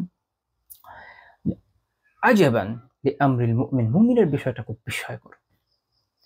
ইন্না আমরাহু কুল্লাহু খায়র, তার সব বিষয় কল্যাণকর, সব বিষয়ের মধ্যে কল্যাণ আছে। ওয়ালাইসা যাকা লিআহাদিন ইল্লা লিল মুমিন, মুমিন ছাড়া কারোর জন্য এটা এরকম না, আর কেউ এটা পায় না। কোনো কাফের পায় না, কোনো মুশরিক পায় না, কোনো ধর্মের অনুসারীদের এই অবস্থা নেই, শুধু মুমিনের জন্য। ইন আসাবাতহু সাররাউ শাকারা ফাকানা খায়রুল লাহ, যে যদি তার কোনো কল্যাণ হয়, ভালো বিষয় সে পায়, সে আল্লাহর শুকরগুজারি করে, ফলে এটা তার জন্য কল্যাণকর হয়। অর্থাৎ সে কিন্তু এটা মনে করছে না আমি আমার অনেক মেধা আছে ভাই, আমি খুব ভালো ইনস্টিটিউশন থেকে পড়েছি, আমার খুব ভালো সিজিএ আছে, আমার এই আছে, আমার সেই আছে, এইভাবে ভাবে সে নিজেকে নিয়ে ক্রেডিট না, সে বলে আল্লাহ তাআলার মেহেরবানিতে পেয়েছে আলহামদুলিল্লাহ। আমি তো ভাই দিনে 18 ঘন্টা পড়তাম, আবার এই রেজাল্টের রহস্য হচ্ছে দিনে আমি 18 ঘন্টা পড়তাম, আর বাকি থাকে কত 6 ঘন্টা, এই 6 ঘন্টার মধ্যে আমি 4 ঘন্টা ঘুমাতাম, 2 ঘন্টা টয়লেট, খাবার দাবার সবকিছু মিলে আমার চলে যেত। আসলে কিছুই হয়নি। আর যদি হয়েও থাকে এটা কোনো ক্রেডিটের বিষয় না, কেউ কেউ হয়তো এর চেয়ে বেশিও করেছে, আল্লাহ চাইলে হয়নি।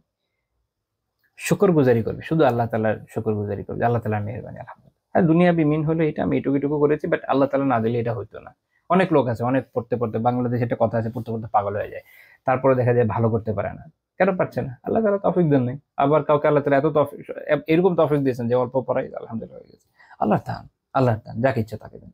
তো কাজেই মুমিন কি করে? নিয়ামত পেলে আল্লাহ শুকরগুজারি করে, সে জানে এটা আমার নিজের উপার্জন বিষয়, আমি আমার চেষ্টা করেছি, আল্লাহ তাআলা না দিলে পেতাম না। তাই মূল শুকরিয়া আল্লাহ তাআলার।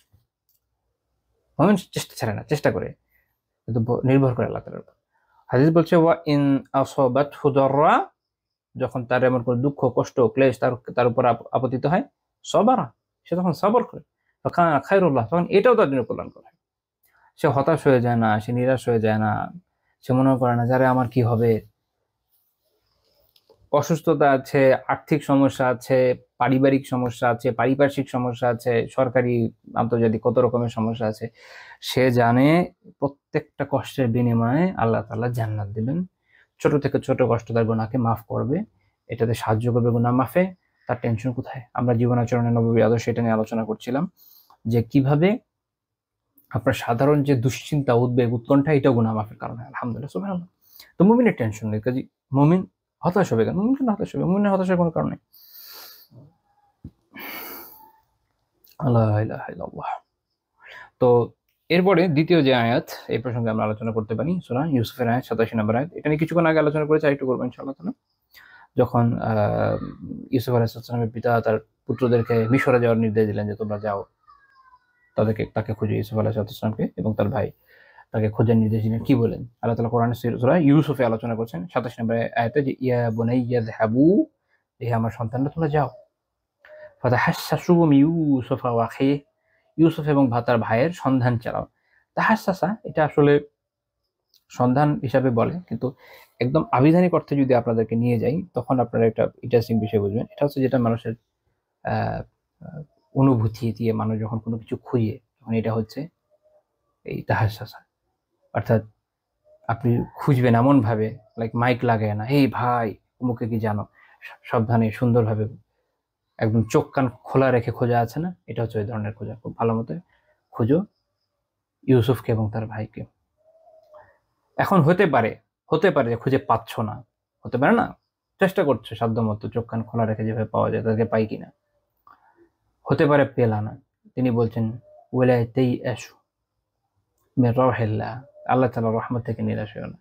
হতে পারে পাও নাই, কিন্তু তাই বলে আল্লাহ তাআলার রহমত থেকে নিরাশ হওয়ার কোনো কারণ নাই। আপনি ইউসুফ আলাইহিস সালামের পিতার জীবনে আদর্শটা দেখেন, যে কোরআনে আল্লাহ তাআলা এটা কেনই ভাবে আলোচনা করেছে। সেই ছোটবেলায় তিনি হারিয়ে গেছেন, কিন্তু আল্লাহ তাআলার কাছ থেকে তিনি জানেন যে তার সন্তান জীবিত আছে, বাস আশার উপর আছে।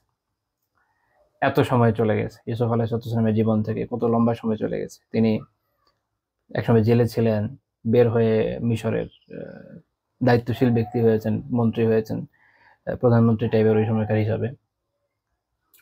তো তারপরও এত দীর্ঘ সময়ের পরও তার পিতা কিন্তু হতাশ হন নাই।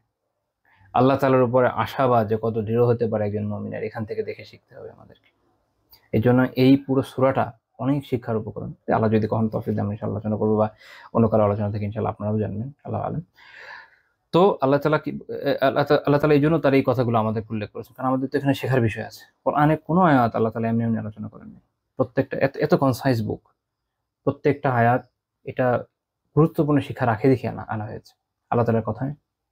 এবং আল্লাহ তাআলা যাদের কথাকে ওখানে কোট করেছেন যে অমুকেই বলেছে অমুকেই বলেছে, এই জন্যই বলেছেন যে এটা থেকে মানব জাতি যুগ যুগ ধরে শিক্ষা নিতে পারবে। তো দেখেন এই জায়গাটায় হতে পারে যে এত খুঁজছো, এত বছরের খবর নাই, এখন কি খুঁজবো, আবার তো চেহারাও ভুলে গেছো।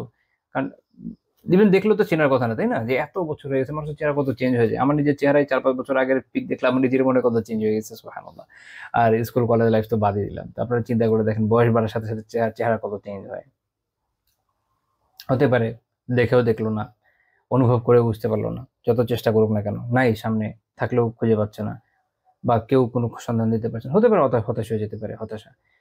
কত কঠিন কাজ, খেয়াল করে দেখেন। সোজা কাজের কথা তো বলা হয় নাই। ইউসুফ আলাইহিসসালামের ভাইরে তাকে খুঁজে পাওয়ার তুলনামূলক সহজ, কারণ সাথেই আসছিলেন আগের বার। মিশরের মন্ত্রী হিসেবে থাকে ইউসুফ আলাইহিসসালাম, যেহেতু তার পরিচয় তিনি দেন নাই, তিনি তার ভাইকে তার কাছে ওই সময় রেখে দিয়েছেন। একটা ইস্যু হয়েছিল, আল্লাহ তাআলা তার পক্ষে একটা কৌশল করেছেন। এর অনেকে মনে করে ইউসুফ আলাইহিসসালাম করেছেন, না, এটা ইবনে কাসির রাহিমাহুল্লাহ এবং অন্যরা আলোচনা করেছেন, এটা কৌশল আল্লাহ তাআলা করেছেন যেন ইউসুফ আলাইহিসসালামের সাথে তার ভাই রয়ে যায়। যাই হোক, সেক্ষেত্রে কাজে তার ভাই তাকে তো দেখেছে, ওকে একটু খোঁজ নিতে পারে যে আজিজের মিশরের যিনি মন্ত্রী তার বাসায় উনি আছেন কিনা, একটু খোঁজ খবর না, তুলনামূলক সূত্রে। ইউসুফ আলাইহিসসালামকে খোঁজা ইটস সো টাফ। একটা হচ্ছে মিশরে উনি কোথায় আছেন কেউ জানে, এত বড় দেশ, ইউনো। এখনকার মিশর দিয়ে কিন্তু ম্যাপ দেখে চিন্তা করলে হবে না, ওই সময়কার মিশরের ম্যাপ এরকম ছিল না। এখনকার লিবিয়া এবং আরো বেশ কিছু এরিয়াটার ভিতরে ছিল। খের, তো দ্বিতীয় বিষয় হচ্ছে, কারণ এটা কিন্তু বলা হচ্ছে না যে স্পেসিফিকলি তুমি অমুক শহরে যাও। খেয়াল করে দেখেন, পাঠানো হয়েছে কোথায়? মিশরে। আল্লাহ আলম এই দেশে কোথায় উনি আছেন। তারপর চেহারা জানি না, চিন্তা করুন কত টাফ কাজ। তাহলে এত কঠিন কাজে হতাশ হওয়ার স্বাভাবিক কিনা মানুষের পক্ষে? তিনি কি বলছেন? ওলা তেই আসু মির রাহিল্লাহ, আল্লাহ তাআলার রহমত থেকে হতাশ হও না। রাহুল্লাহ যে কি উদ্দেশ্য, ইবনে জাওজি রাহিমাহুল্লাহ তাআলা তার তাফসীরে উল্লেখ করেছেন যে এটা দিয়ে আলী তিনটা মত দিয়েছেন। ইবনে আব্বাস রাদিয়াল্লাহু তাআলা আনহু, দুহাক রাহিমাহুল্লাহ, ওনাদের মত হচ্ছে মির রাহমাতিল্লাহ, আল্লাহ তাআলার রহমত থেকে হতাশ হও না, আল্লাহ তাআলা রহমত করবেন। দুই হচ্ছে ইবনে যায়েদ রাহিমাহুল্লাহ বলছেন এটা মানে হচ্ছে মিম ফারাজিল্লাহ, আল্লাহ তাআলা যে কষ্ট লাঘব করবেন, এটা থেকে হতাশ হয় না। তো এইখানে শিক্ষাটা দেখেন, এই একটা আয়াত থেকে আমরা অনেকগুলো শিক্ষা পাই। আমি যে এরপর আরো বলবো, কোনোটাকে বাতিল করে না, প্রত্যেকটাই সঠিক। এক হচ্ছে আল্লাহ তাআলা রহমত যে পাবা, এটা থেকে হতাশ হয় না। দুই হচ্ছে যেই কষ্টে দুঃখে দুর্দশায় তোমরা আছো, আল্লাহ তাআলা যেটা দূর করে দিবেন বা দূর করতে পারেন, এটা থেকে হতাশ হয় না। আল্লাহ চাইলে দূর হয়ে যাবে, হতাশ হয় না। 3 নাম্বার হচ্ছে আল্লাহ তাআলার যে প্রশস্ততা, আল্লাহ তাআলা যে রিজিক এবং অন্য কাছে যে প্রশস্ততা দিতে পারে, এটা থেকে হতাশ হয় না। এটা ইবনুল কাসিম রাহিমাহুল্লাহ তাআলা উল্লেখ করেছেন 3টা মত। ইবনুল জাওজি রাহিমাহুল্লাহ তাআলা তার তাফসীরে উল্লেখ করেছেন। আরবি বিখ্যাত ইমাম আল আসমাঈ রাহিমাহুল্লাহ তাআলা আর রাহ শব্দের ব্যাখ্যা করতে বলছেন, এটা হচ্ছে এই মানুষের যে আত্মিক উৎকণ্ঠা, এটা থেকে মানুষ আরাম পায়, প্রশান্তি পায়, সেটা হচ্ছে রাহ। খেয়াল করেন, তার মানে হচ্ছে আল্লাহ তাআলার, যখন বলছে যে আল্লাহ তাআলার রাহুল্লাহ, অর্থাৎ আল্লাহ তাআলা, এটা যদি ব্যাখ্যা আমরা ধরি, তার মানে হচ্ছে যে আল্লাহ তাআলা যে আপনাকে আত্মিক প্রশান্তি দিতে পারেন, যে বিভিন্ন ভাবে হতে পারে অভাবকে দূর করার মাধ্যমে, বা অন্তরে এমনি সুকুন চলে আসলো, রাইট? যে উদ্বেগ উৎকণ্ঠার বিষয় আছে দূর হয়ে যেতে পারে, যে কষ্ট আছে লাঘব হয়ে যেতে পারে, সবকিছু হতে পারে। কোনোটা থেকেই হতাশ হওয়া যাবে না। তাহলে শব্দটা অনেক ব্যাপক, রাইট? এটা বুঝেন, তাহলে কোরআনের বিশেষত্বটা সামনে ক্লিয়ার হবে। লা ইলাহা ইল্লাল্লাহ। তো এই আল্লাহ তাআলা এই আয়াতে এই অংশটা আমাদেরকে জানাচ্ছে যে হতাশ হওয়া যাবে না, এই দুঃখ কষ্ট দূর হবে। বা আল্লাহ তাআলা এই যে তোমাদের যে আত্মিক উৎকণ্ঠা, যে গেলা পাচ্ছ না, এটার কারণে হতাশ হও না। আল্লাহ তাআলা যেটা দূর করতে পারেন, এটা বিশ্বাস রাখো এবং দৃঢ় থাকো। এবং উনি বলছেন লা ইন্নাহু লা ইয়াইআসু মির রাউহিল্লাহ ইল্লা আল কওমুল কাফিরুন। কাফেররা, কেবলমাত্র কাফেররাই আল্লাহ তাআলার রহ থেকে হতাশ হয়, আল্লাহ তাআলার রহ থেকে নিরাশ হয়। অর্থাৎ একমাত্র কাফেররাই এই জন্য নিরাশ হয় যে তারা আল্লাহ তাআলার রহমত সম্পর্কে তো আশাবাদী না, তাই না? তাদের তো এই রজা নেই, আশাবাদ নাই আল্লাহ তাআলার থেকে যে আল্লাহ তাআলা এটা দূর করে দেবে। কাজে তারা আল্লাহর রহমত থেকে নিরাশ থাকে। সে আশা করে না যে এই কষ্টটা আল্লাহ তাআলা দূর করতে পারেন বা আল্লাহ তাআলা তার প্রশস্ততা দিতে পারেন। কাজেই তার মধ্যে হতাশা আসে। এটা কাফিরের বৈশিষ্ট্য, এটা মুমিনরা হইতে পারে না। এটা উনি এটা স্পষ্ট করে দিলেন। তো এই আয়াতে আমাদের জন্য খুবই গুরুত্বপূর্ণ নিদর্শন রয়েছে যদি আমরা একটু ভালো মতো চিন্তা করি। আল্লাহ তাআলা আমাদের কথাগুলো বোঝার, মানার এবং আমলের তৌফিক দিন। আমিন। আজকের আলোচনা এই পর্যন্ত থাকছে। সুবহানাকাল্লাহুম্মা বিহামদিকা লা ইলাহা ইল্লা আনতা আস্তাগফিরুকা ওয়া আতুবু ইলাইক। আল্লাহ তাআলা তৌফিক দেন যেন আমরা আশাবাদী থাকি আল্লাহ তাআলার রহমতের ব্যাপারে, আল্লাহ তাআলার অনুগ্রহের ব্যাপারে, আল্লাহ তাআলার মেহেরবানির ব্যাপারে আমরা যেন কখনো হতাশ না হই। সার্বিকভাবে পুরো উম্মাহর উপর দিয়ে যা যায় সেটার কারণে আমরা হতাশ হই, আমরা পারিবারিক, সামাজিক, রাষ্ট্রীয় অবস্থার কারণে হতাশ হই, ব্যক্তি জীবনের সমস্যাগুলোর জন্য হতাশ হই। আল্লাহ তাআলা আমাদের সকল হতাশা দূর করে দেন। আমিন। আমাদের আত্মিক প্রশান্তি দান করেন, আত্মিকভাবে দৃঢ়তা দান করেন যেন আমরা এই চ্যালেঞ্জগুলোকে মোকাবেলা করতে পারি। আমিন। মনে রাখেন যে আমাদের সালাফুস সালেহ তাদের জীবনে এই বিষয়ে উত্তম নিদর্শন রয়েছে যে তারা কিভাবে কখনো হতাশ না হয়ে বড় বড় টার্গেট নিয়ে কাজ করেছেন। একদম আপনি যদি খেয়াল করেন যে আগে তো আমাদের মতো ইন্টারনেট ছিল না যে সার্চ করলে একটা কিছু চলে আসে। সেই সময় আল্লাহ তাআলার মেহেরবানিতে তারা কত বড় বড় ইলমি কাজ আঞ্জাম দিয়েছেন, যেটার বেনিফিট আজকে আমরা এখনো পাচ্ছি এবং আগামীতেও উম্মাহ পেয়ে যাবে। তারা সুবিশাল যে সকল তাফসীর লিখেছেন, যে বিশাল সফর করে করে হাদিস সংকলন করেছেন, যেভাবে সালাফের বাণীগুলোকে সংকলন করেছেন, এমনকি আসমাউর রিজাল, হাদিসের প্রত্যেক বর্ণনাকারীর জীবনে যেভাবে তারা সংরক্ষণ করেছেন মিনি ডিটেলস এর সাথে, এইটা আল্লাহ তাআলার রহমত ছাড়া অসম্ভব ছিল। ১, ২ নম্বর হচ্ছে আল্লাহ তাআলার থেকে এই আশাবাদ তাদের ছিল বলে এত বড় বড় পরীক্ষা তারা এগুলোর উপর দিয়ে যেতে পেরেছে। এমনকি অনেক আলিম আপনারা তাদের জীবনীতে পড়বেন যে কেউ এরকম হয়েছে যে বড় সফরে গিয়ে ক্ষুধার যন্ত্রণায় কাতর হয়ে শহীদ হয়ে গিয়েছেন, মারা গিয়েছেন। আল্লাহ তাদের শহীদ হিসেবে কবুল করে নেন। আমিন।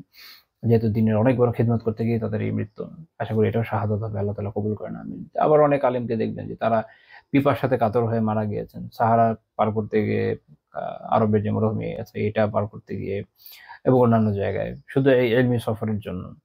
তো এরকম ঘটনার অভাব নাই, কিন্তু তারা কখনো হতাশ ছিলেন না। তারা আশাবাদের সাথে দিনের কাজ করে গিয়েছেন। এমনকি যেই সময়ে উম্মার উপর অনেক বড় বড় আক্রমণ হয়েছে, উম্মার প্রচন্ড ক্ষতি হয়েছে, তখনও তারা একদম, আপনারা খেয়াল করলে দেখবেন যে তখনও তারা পুরো আশাবাদ ছেড়ে দিয়ে বসে থাকেন না। ইমাম নববী রাহিমাহুল্লাহ তাআলা যখন ইলমের বড় বড় খিদমত আঞ্জাম দিচ্ছেন, রিয়াদুস সালেহিন, তারপরে হচ্ছে আল আরবাউনের মতো অসাধারণ মকবুল কিতাব, যদিও এটা আকারে অনেক ছোট, কিন্তু আল্লাহ তাআলার মকবুলিয়ত পেয়েছে, আল্লাহ তাআলা কবুল করে নিয়েছেন বলে উম্মাহ এইভাবে উপকৃত হচ্ছে এত ছোট কিতাব দ্বারা।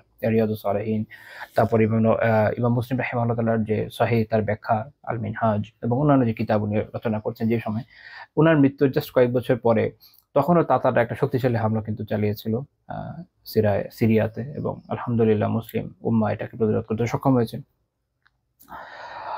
অর্থাৎ কিরকম একটা কঠিন পরিস্থিতি, যে কোনো সময় আপনি যদি একটু চিন্তা করে দেখেন, যদি ম্যাপ নিয়ে চিন্তা না করেন তাহলে বুঝতে পারবেন না। আপনি যদি খেয়াল করেন যে মঙ্গোলিয়া থেকে নিয়ে মধ্য এশিয়া পার করে, আরব পার করে, সিরিয়া ছাড়া বাকি সব অঞ্চল কুফারদের হাতে, উত্তরের অঞ্চল খ্রিস্টানদের হাতে, আর্মেনিয়ান সাম্রাজ্য পরে দুর্বল হয়ে গেছে, বাট ওই সময় অনেক শক্তিশালী ছিল। এখনকার আর্মেনিয়া দেখলে বুঝতে পারবেন না, একসময় এটা অনেক শক্তিশালী সাম্রাজ্য ছিল আর্মেনিয়ান যে সাম্রাজ্য, এবং আর্মেনিয়ান চার্চ অত্যন্ত ভয়ানক দুশ্মন ছিল মুসলিমদের। তো উত্তরের অঞ্চলগুলো এদের হাতে, এই আবার এদিকে আমাদের এখনকার বড় মুসলিম অঞ্চল, এই সবগুলোই তাতারদের হাতে। শুধুমাত্র সিরিয়া থেকে নিয়ে উত্তর আফ্রিকার কিছু অঞ্চল মুসলিম শাসকদের হাতে আছে। পুরো দুনিয়ার কত ছোট অংশ, তাই না? উলামা যদি তখন দিন চর্চা এবং বড় বড় দিনী কাজ বন্ধ করে দিতেন হতাশার চোটে, তাহলে আজকে এই ইলম আপনারা পেতেন না, সব বরবাদ হয়ে যেত। আল্লাহ তাআলার মেহেরবানি যে আলহামদুলিল্লাহ তারা আশাবাদের সাথে কাজ করে গেছে, এজ এ রেজাল্ট আমরা আজকে উপকৃত হচ্ছে। ঘরের কাছে তাতারদের শ্বাস পড়ছে। অসম্ভব ছিল না যে তাতাররা দামেস্ক দখল করলো, মিশর দখল করলো, তাহলে দেখলো যা পরবর্তীতে ইলম পেয়েছেন সব বিলুপ্ত হয়ে যেত। এরপরে যদি কলোনিয়াল সময়ের কথা চিন্তা করেন, ব্রিটিশ ফ্রেঞ্চ দুই কলোনি মিলে দুনিয়ার মুসলিম সাম্রাজ্য সব খেয়ে দিয়েছিল।